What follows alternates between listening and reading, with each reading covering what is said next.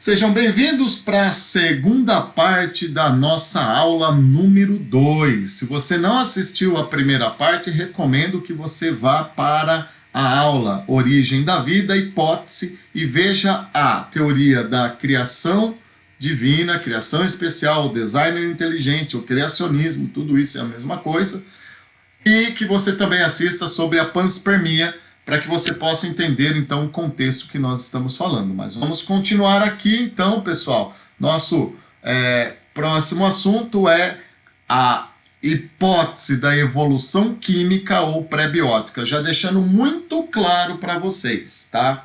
Alguns exercícios levam você a confundir o que está escrito aqui, evolução química com evolução biológica. Cuidado que tem diferença. Evolução biológica é as teorias de Darwin, Lamarck, neodarwinismo. Evolução química é como surgem os primeiros seres vivos na Terra a partir de um processo químico. Por isso que eu gosto mais do nome pré-biótica. Então, o que acontece, pessoal? Esses dois cientistas, né, o primeiro, Oparin, o segundo, Haldane, em 1929, publicou um trabalho científico que explicava a possibilidade do surgimento da vida através da evolução química. Como que os elementos químicos podem se arranjar e formar os primeiros seres vivos. Então, eu vou pedir para você mergulhar comigo. Tá? E você que está fazendo as anotações, pode ir dando pausa em cada passo para você poder copiar, ok? Então vamos lá, a possibilidade, a hipótese que o Oparin levantou. Primeiro, nós vamos trabalhar aí com 3 aspectos da Terra primitiva.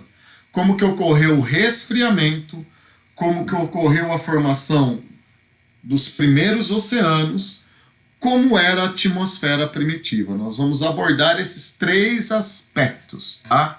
Então, olhando aí essa Terra primitiva, nós podemos olhar aí na imagem que com certeza não tinha vida, né? E para a gente poder entender isso, né, vamos voltar lá a 14,5 bilhões de anos atrás, quando ocorreu o Big Bang. Galera, quando começa o Big Bang, existem 2 grandezas físicas que surgem. O tempo, então a gente começou a contar o tempo a partir do Big Bang, e o espaço, tá? O universo começa a expandir.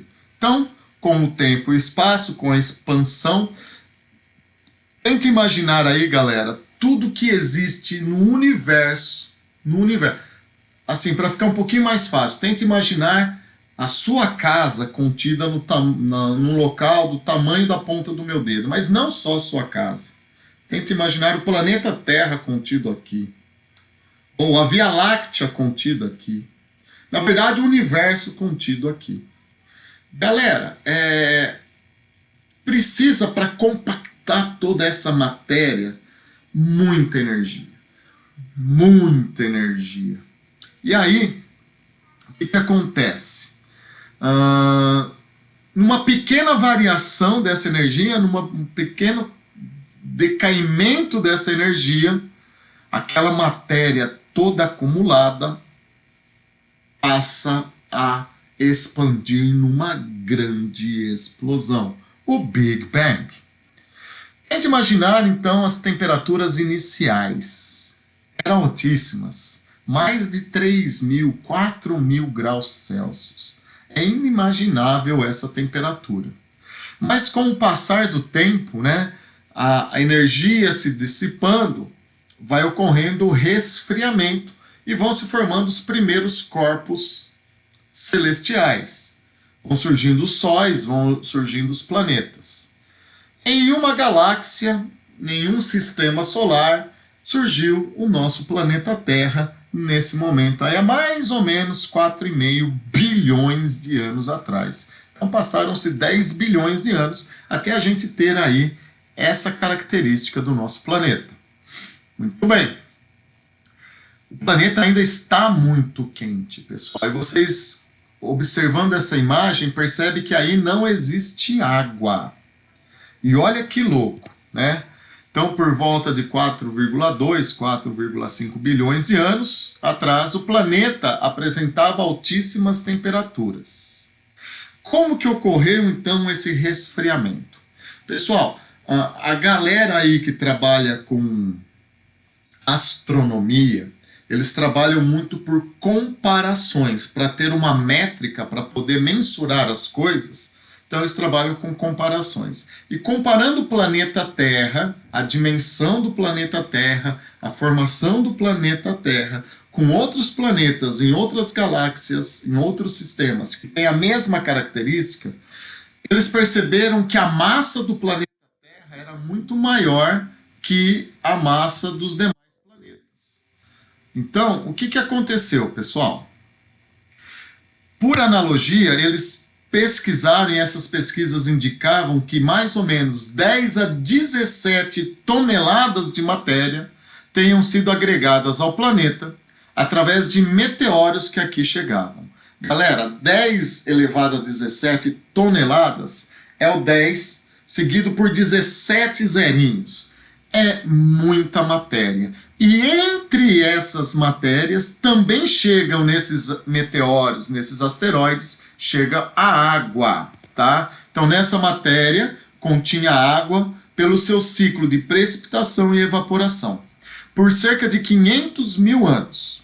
O que vai acontecendo, pessoal? Quando essa água chega, ela entra em contato com o solo quente, evapora, perde calor, precipita. Rouba o calor da Terra, evapora. Perde calor, precipita. Então, por 500 mil anos, esse ciclo hidrológico vai fazendo com que a camada superficial do planeta sofra um resfriamento. É o resfriamento da crosta terrestre, porque a gente sabe que ainda lá no centro existe um magma na forma aí líquida. Então, o resfriamento se dá por esse ciclo hidrológico.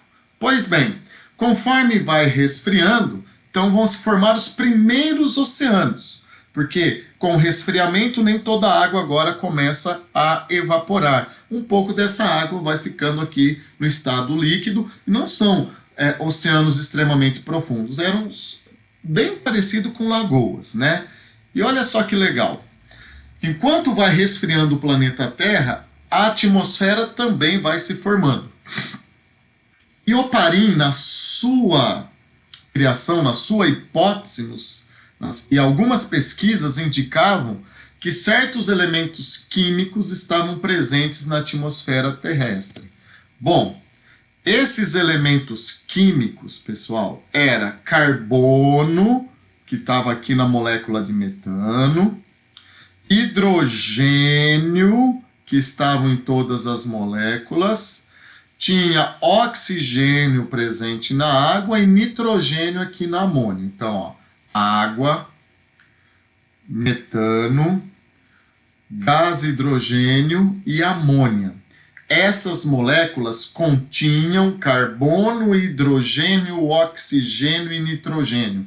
Costumo brincar nas aulas que forma o chão da vida, tá? Para se formar moléculas orgânicas precisa. Então, para se formar carboidrato, lipídio, proteína, ácidos nucleicos, nós precisamos do chão. Precisamos de carbono, hidrogênio, oxigênio e nitrogênio. E pesquisas indicam que essas moléculas continham esses elementos químicos. Legal, pessoal. Então, olha só. Essas moléculas apresentam ligações covalentes. O que são ligações covalentes? São ligações que vão partilhar elétrons entre um átomo de hidrogênio e um átomo de oxigênio. Essas ligações são estáveis. Para quebrar essas ligações e eles poderem se rearranjar, o que precisava ocorrer?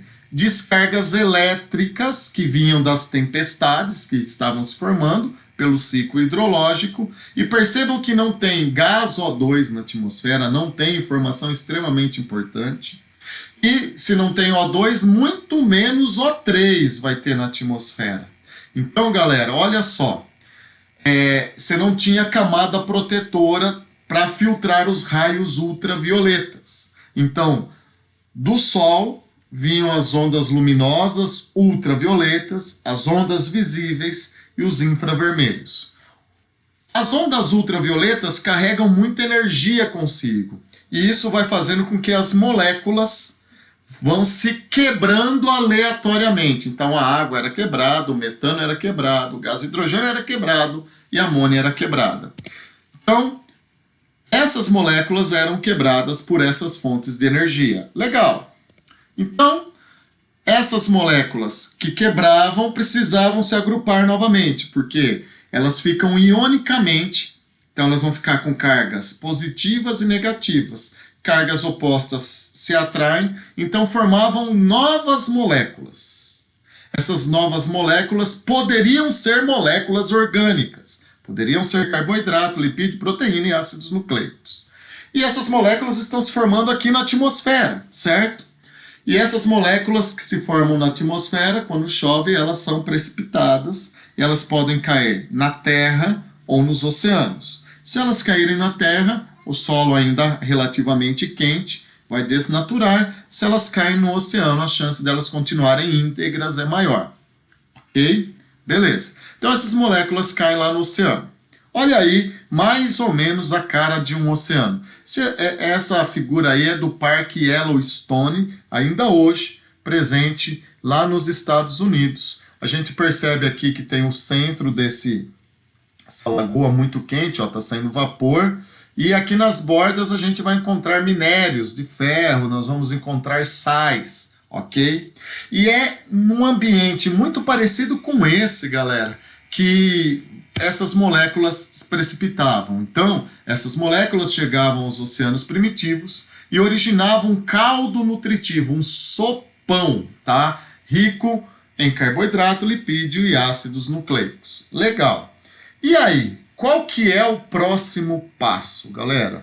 O próximo passo é o seguinte.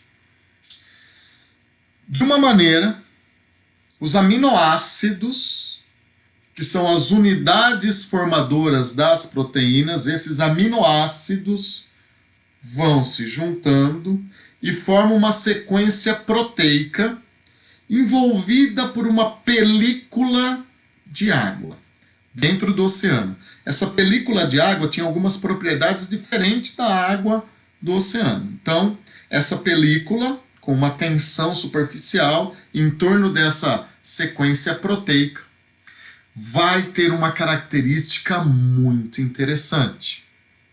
Ela vai ter a capacidade de se replicar. E a essa sequência proteica envolvida por uma película de água replicante dão o nome de coacervado. Então é nesse oceano primitivo que surge, então você vê aí nessa imagem, essa película de água especial e aqui uma sequência proteica replicante. Pessoal, esse é o prenúncio da vida. Para a biologia, esse é o prenúncio da vida. Capacidade de replicar-se é uma característica inerente de seres vivos. Seres vivos têm que ter célula, tem que ter metabolismo, tem que ter capacidade de reprodução, entre outras coisas. E esse coacervado é o primeiro sujeito, nem posso falar sujeito ainda, porque não é um ser vivo, é a primeira coisa, o primeiro troço, o primeiro negócio que tem a capacidade de replicar-se, de formar uma sequência proteica igual. Então, olha lá, você que está anotando, o coacervado é um aglomerado de moléculas proteicas envolvidas por água com capacidade de replicar-se. Muito bem. E aí Oparin fala que desse sujeito é que vai possivelmente surgir a primeira célula. Nesse momento, Oparin para, na sua hipótese, nesse ponto do coacervado para a célula. Ele não consegue transicionar entre esse coacervado para a célula.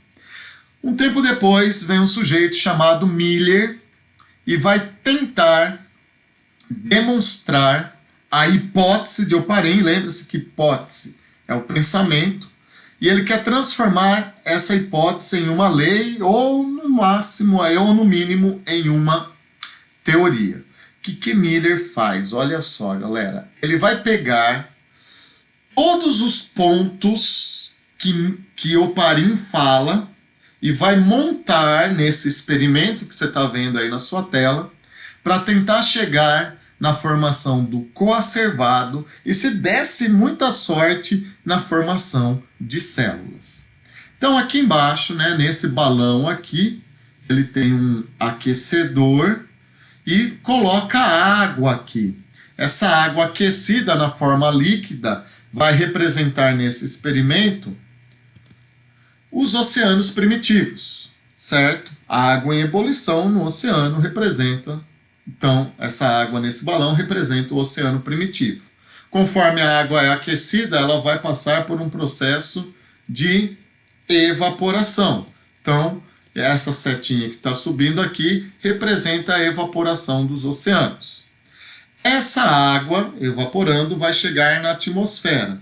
Vocês lembram o que tinha na atmosfera, segundo a hipótese de Oparin? Sim, você lembra. Ó, tinha vapor de água, tinha H2O, tinha CH4, tinha NH3, que é amônia, e tinha H2. Então, Miller coloca dentro desse balão os gases que Oparin sugeria que existia na atmosfera primitiva. Então, essa região com esses gases representam a atmosfera primitiva. O que eu falei? Essas moléculas eram estáveis. Para quebrar ela, precisava de energia, que poderiam ser os raios ultravioletas ou poderiam ser as descargas elétricas das tempestades. É isso que Oparin faz aí com essas faíscas elétricas. Pessoal, essas moléculas vão se rearranjar, vão se reagrupar, podendo formar novamente água, amônia, metano, mas podendo formar moléculas orgânicas. O que acontecia com essas moléculas orgânicas que se formavam na atmosfera? Precipitavam, representando então esse condensador, as chuvas. Essas chuvas poderiam chegar aos oceanos, né? E lá nos oceanos eles formavam os primeiros compostos orgânicos, ok? Esses compostos orgânicos foram encontrados nessa região do experimento de Miller. Foi encontrado carboidrato, foi encontrado lipídio, foi encontrado proteínas, ácidos nucleicos, mas não foi encontrado coacervado. Então, esse é o processo onde esbarra, e por isso que a gente continua falando em hipótese de Oparin. Ok, galera? Pois bem, mas vamos ter a ideia que do coacervado realmente vai surgir a célula. Vamos dar esse pulo de fé, tá? Vamos dar esse pulo de fé na ciência. Ou continua tendo fé no criacionismo. Eu não estou aqui para discutir, eu estou aqui para apresentar, tá? Então, para quem tem fé na ciência, desse coacervado vai formar a primeira célula.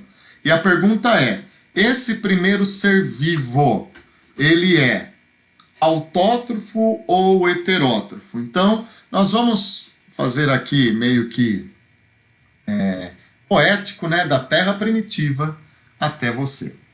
Então, esse quarto tópico vai falar como é que aconteceu a evolução a partir dos coacervados.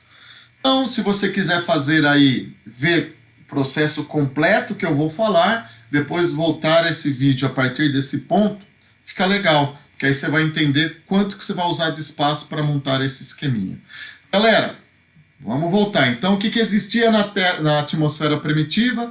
Existia água, existia gás hidrogênio, existia o metano e existia amônia. Se a gente for olhar os elementos químicos, o chão da vida poderia se formar. Mas para quebrar essas moléculas precisava de energia, que poderiam ser os raios ultravioletas ou as descargas elétricas. Olha que produção cinematográfica que eu estou fazendo aí, hein? Então vamos reduzir isso daqui, ó. Pá! Então a nuvenzinha foi lá para o canto. Eles se rearranjavam. O que representa essa setinha? Então, essas moléculas que se rearranjaram formaram as moléculas orgânicas. Elas precipitavam aonde? Isso, no oceano. Então, no oceano chegava carboidrato, entre eles glicose, lipídios, proteínas e ácidos nucleicos. Pois bem, milhões de anos essas moléculas ali presentes e eis que uma sequência de proteína vai dar origem aos coacervados. Acabamos de ver que coacervados são sequências proteicas revestidas por uma película especial de água com uma tensão superficial legal aí. E esse coacervado, num gesto evolutivo, forma a bactéria, né?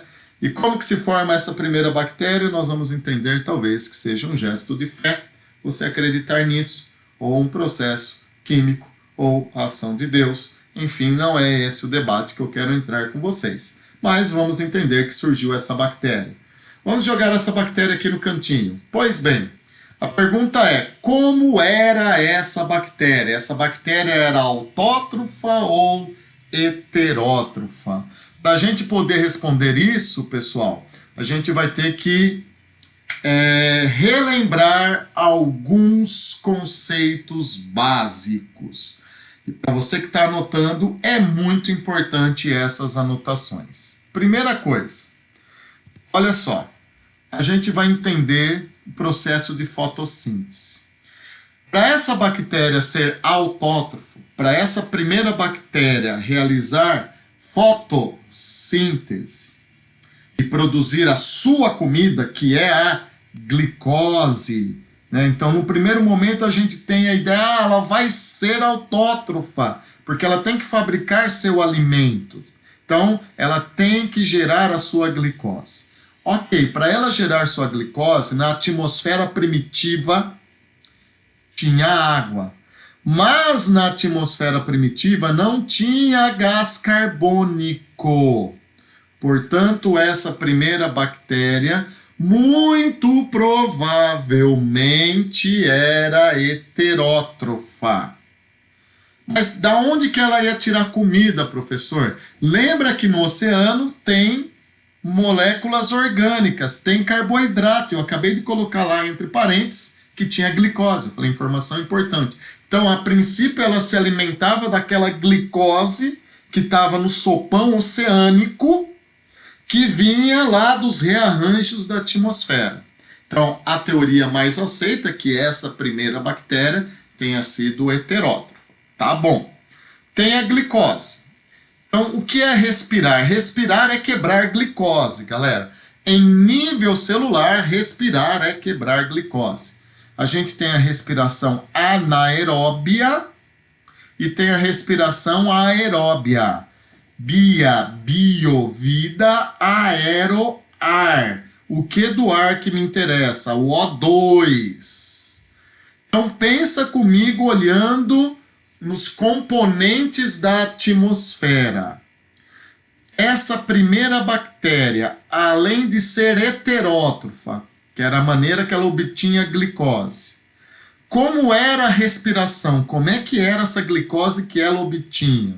Era de maneira anaeróbia ou era de maneira aeróbia? Se você pensar nos gases da atmosfera, você vai perceber que ela era anaeróbia, porque na atmosfera primitiva não tinha O2.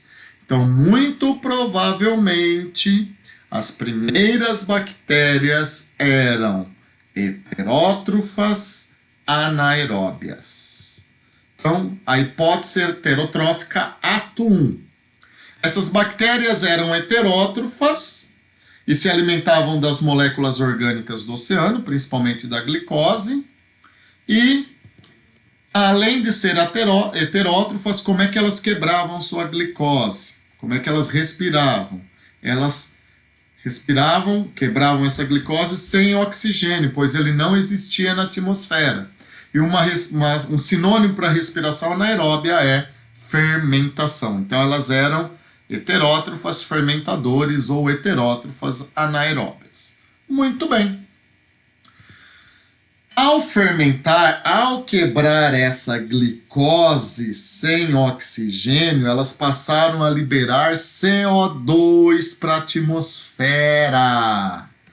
Eis que surge agora um novo gás na atmosfera, ao quebrar parcialmente a glicose, CO2 vai para a atmosfera. Então pensa aí em escala de milhares de anos, a glicose sendo quebrada e sendo liberado CO2 para a atmosfera. Esse gás começa a aumentar na atmosfera. Bom, vamos para o ato 2 dessa teoria evolutiva. Então as bactérias heterótrofas, anaeróbias, liberavam CO2. Começou a acabar, durante milhares de anos, essa matéria orgânica no oceano. E eis que surge, ao acaso, um processo evolutivo que uma bactéria, por mutação, consegue pegar esse CO2 da atmosfera que está surgindo, que surgiu da quebra da glicose, pegar a água que está na forma de vapor, juntar isso e gerar glicose. Então, a quantidade de nutrientes nos oceanos diminui gradativamente, criando uma pressão seletiva, levando a uma seleção, levando a uma evolução. Com o CO2 na atmosfera, foi possível surgir bactérias fermentadoras, só que agora autótrofas. CO2 mais água vira glicose. E O2. Olha só. Então, com essas bactérias autótrofas fermentadoras, começa pelo processo da fotossíntese, além de produzir glicose para ela começa a liberar O2 na atmosfera. Então essas primeiras bactérias autótrofas não tinham O2 para serem aeróbias. Ok? Elas tinham que continuar fermentando, porque essas primeiras não tinham O2 na atmosfera. Com milhares de anos, agora eu tenho as bactérias heterótrofas, fermentadores. Tenho também agora as bactérias autótrofas, fermentadoras, que estão liberando O2 para a atmosfera. Agora, com esse O2 na atmosfera, passando milhares e milhares de anos, esse gás O2 poderá, então, agora... Então, olha, essas bactérias autótrofas passam a liberar O2 para a atmosfera e, com o O2 na atmosfera, o processo evolutivo levou ao surgimento de, finalmente, as bactérias aeróbias. Essas bactérias aeróbias, agora, a partir desse evento, vão surgir os primeiros protozoários, as algas, cianobactérias, tá?